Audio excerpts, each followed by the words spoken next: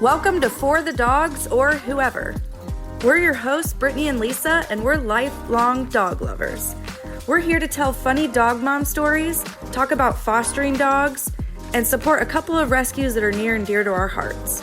So sit back, relax, have some laughs with us, and maybe a couple of drinks too.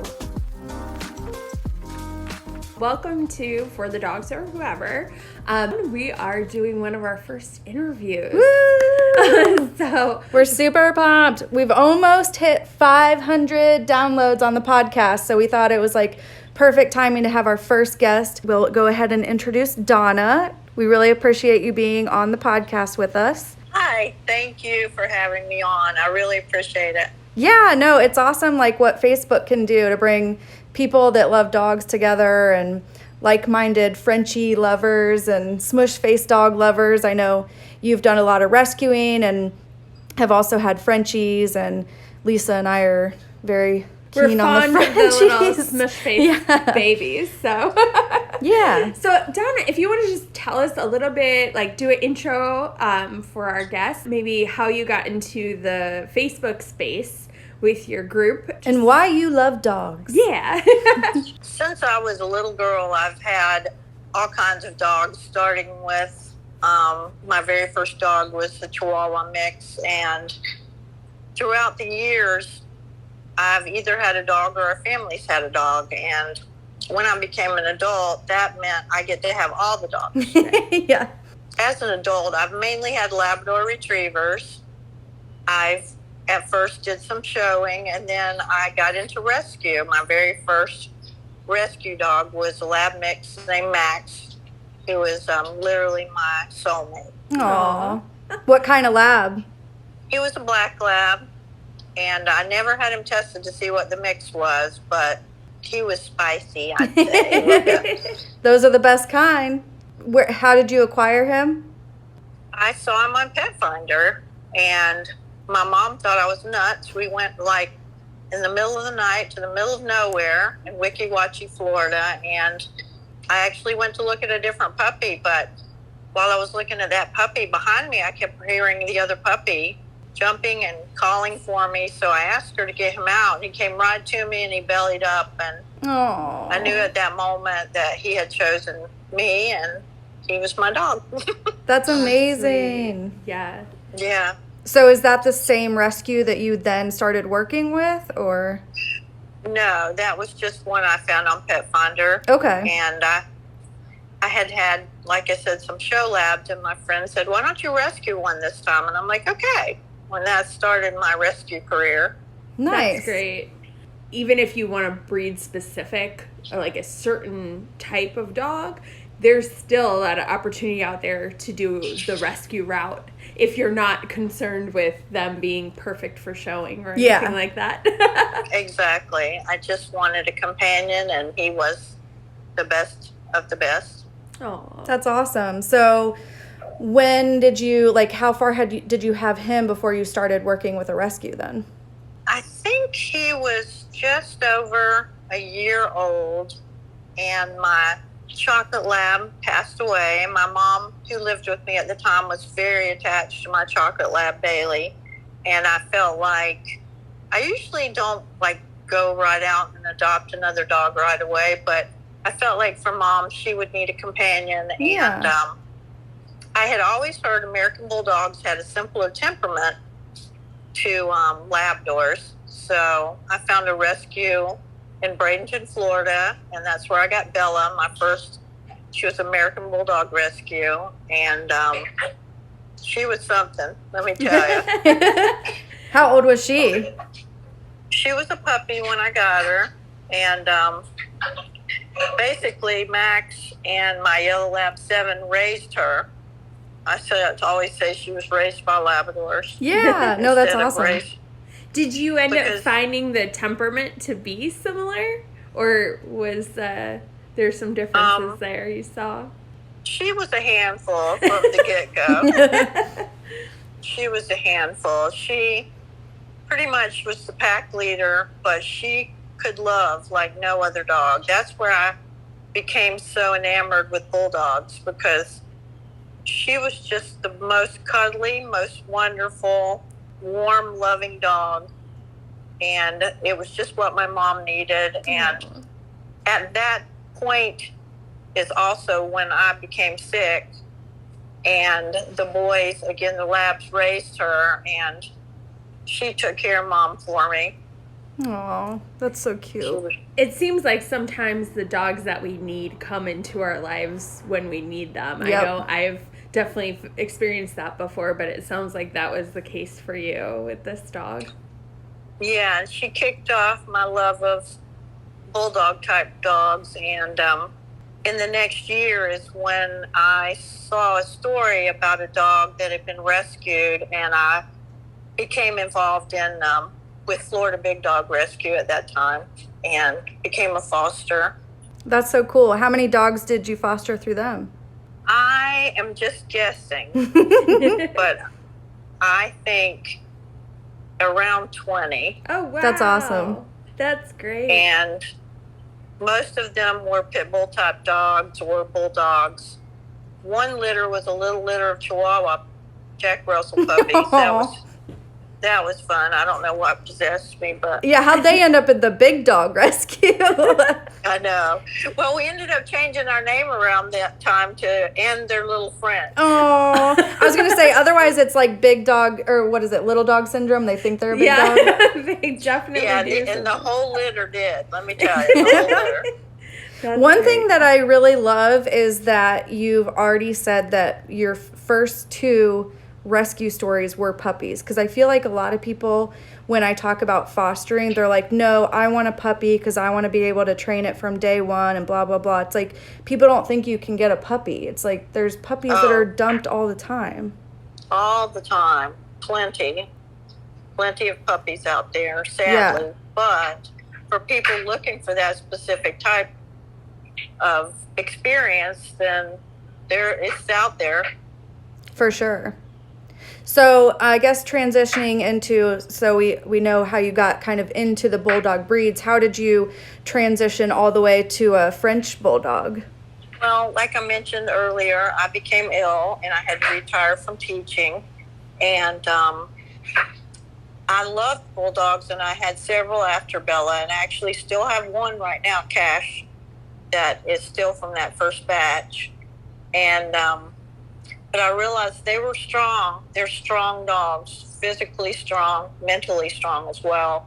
And I felt like it would be better to have a smaller, more compact one. And I thought, well, I'd like a French bulldog. Let me give that a shot. Not realizing that all that attitude is just packed into a little body. Exactly. The only good thing, people used to say, well, how do you get your dogs to come in? I said, God made them small, so you can carry them. Right. We Because noticed too that They're not coming in. Selective hearing. they Yeah. can make themselves weigh like a ton when they don't Yeah. want to move. Yes. That's absolutely. Sebastian's like a concrete block in a dog body. With a teenager attitude, probably. If he's anything like mine. Especially Spice, my girl. She's definitely got her own opinions about life. I love it. I feel like they're so good at training us, too. Oh, that's for sure. That's for sure. And they're so popular now. It seems like that is like the world's breed right now. Everybody wants a Frenchie. Yeah, I think I actually read they're the second most popular breed, and I don't know if it's a lab or a golden retriever, whatever's first, but Yeah, Lab is first and French Bulldogs is second. yeah. That's the most popular currently, and it's a blessing and a curse. It's a blessing and a curse.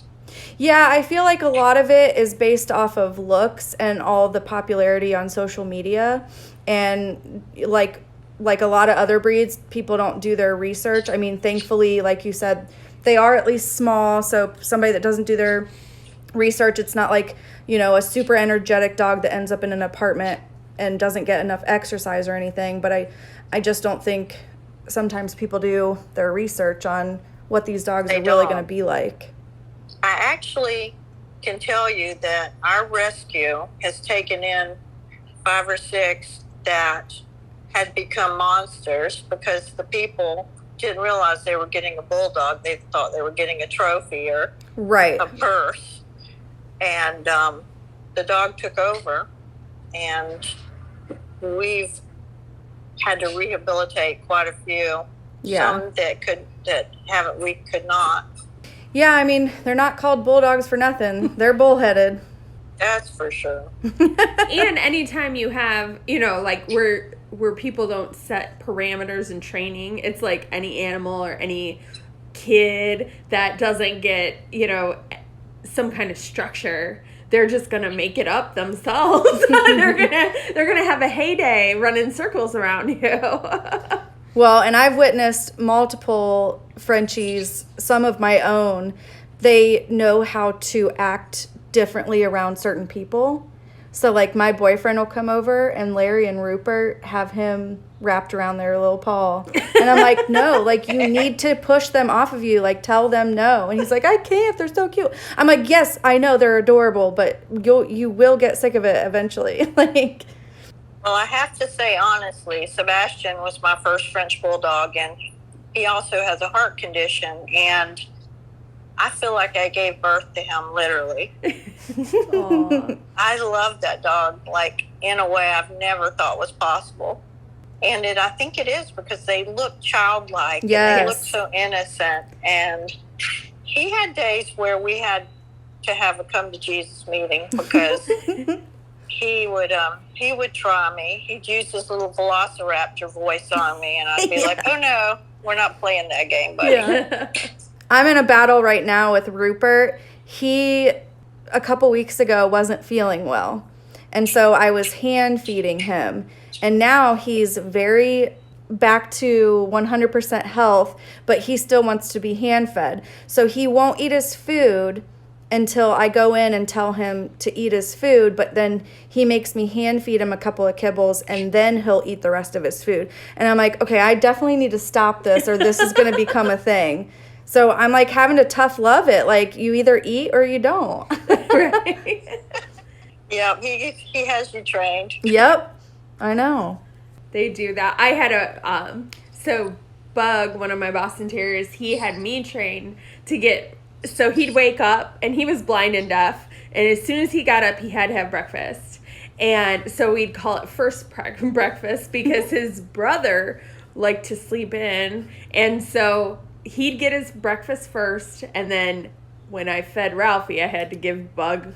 He never knew I cut him in half. He just knew he was getting breakfast But twice. he got second breakfast. First so breakfast funny. and second breakfast. If you want to talk a little bit about maybe how you started your Facebook group, and what drew you to do something like that. During the pandemic, to be honest, I live alone with me and the dogs, and we were all on lockdown, and I got pretty lonely. I was kind of lonely, and it seemed like everybody on Facebook was fussing about something, and I just one day woke up and decided I'm going to start my own group, and I'm going to make sure it's peaceful and happy. So I started the Frenchie Mom Club. And we debated about the name because it has mom, but the club is for everyone that loves French bulldogs. It's for dads, moms, aunts, uncles, future people, future owners, or just people that love the breed. And I have found that it to be very fulfilling. It's been very fun to do, and I try to make it a happy place, but an educational place as well. And as of right now, of this broadcast, we have 11,000 members. That's In awesome. the Facebook group. Good job, Donna. Yeah, I know. I'm really happy about that. It really helps to bring happiness to people, though, because I think that one of the only reasons that I'm still on social media is for the animals. Yeah, me too. Because memes and dog photos. Exactly. Like, there's just too much of the other junk out there. So when you can go into a group that feels like a safe space where you can just talk about your animals and share good, like, positive things, I think that's amazing that you're providing that for people. Yes, it's been very, very good, I think, for me, and I feel like the community is very happy for the most part. And we're in the process of also trying to build on Instagram and YouTube as well, because I'd really love to be able to have YouTube videos and, that kind of fun stuff coming from the Frenchie Mom Club. No, that's awesome. And I wanted to give you some credit too, because I joined the group, I don't know, maybe a few weeks ago. And one thing that I've really noticed is that not only do people support each other and engage in each other's photos and posts in a positive way, but I also think from what I've seen, people really respect you. And it's not like you just started a group and then the people that have joined have kind of taken over. I feel like they look at you as the authoritative figure of the group. Not that you're like, the boss, but like, I don't know. I just think it's really cool with that many people in a group, because I've tried to start Facebook groups before. And, if you don't have moderators and stuff, it can kind of get out of control and you don't really have control over it. But I think it's really cool that people seem to really respect the fact that you started it, why you started it, and they, really have built like friendships and relationships in the group. Definitely.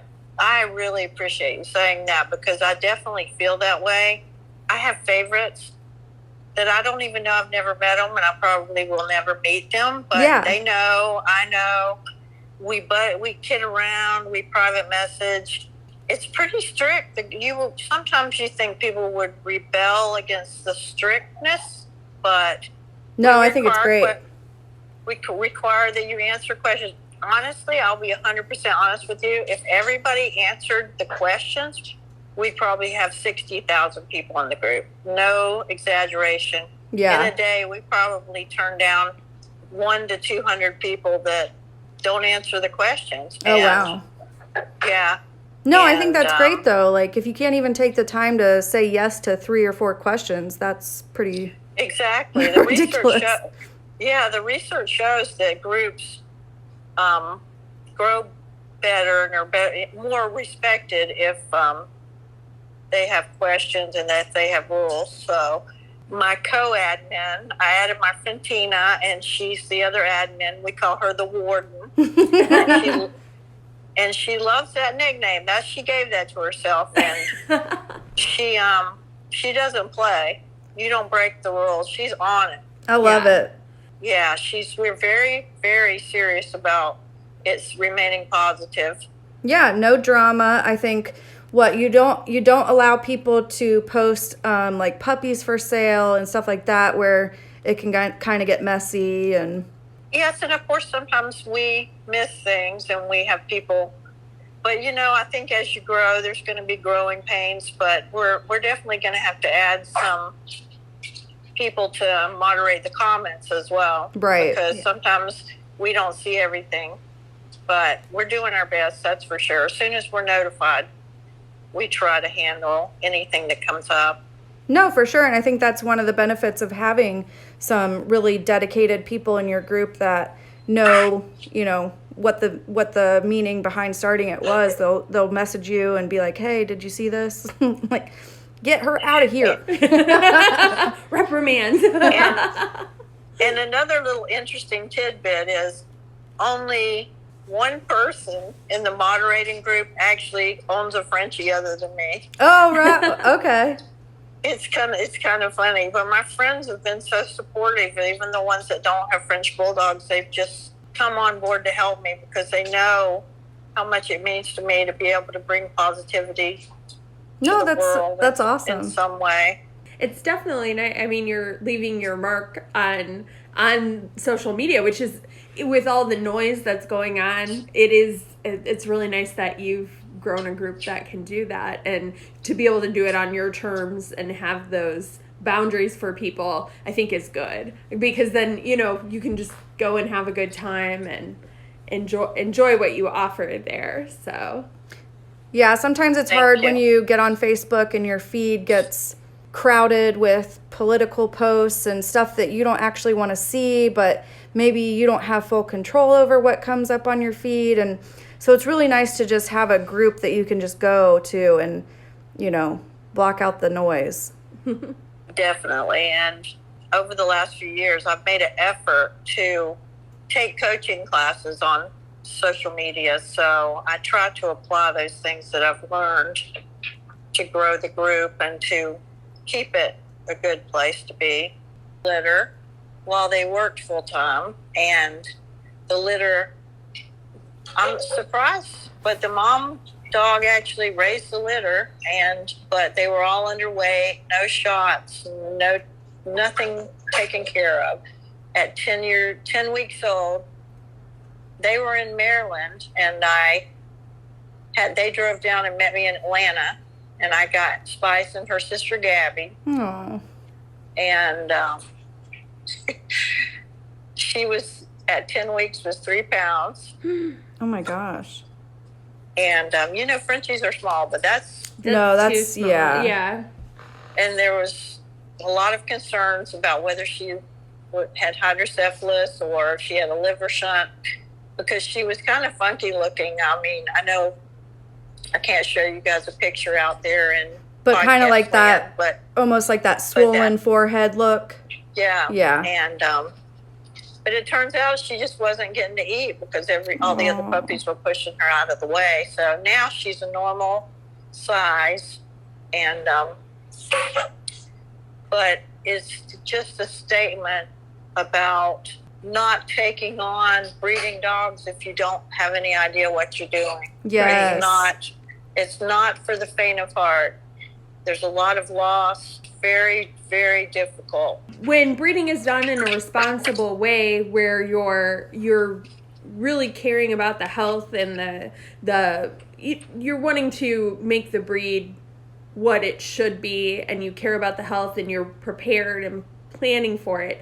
But it isn't something for someone to just get into on a whim, because it does take a lot of time and effort, and if you don't take that time and effort, it's going to end up being someone else's problem, which is not cool at all. Not at all. I mean, when I have people contact me, I always discourage them from breeding. I'm definitely a big advocate for spay and neuter. Well, especially when there's so many dogs that need homes. Like, right. It's not necessary unless you're really doing it for a reason and trying to produce, keep the breed standards, whatever. I'm not even into that so much. Like, right. I just want a cute Frenchie to snuggle. But if you're not trying to improve the breed, then you shouldn't be doing it. Exactly. If you're just doing it for any other reason at all, you should not be doing it. So, and that's just my personal opinion.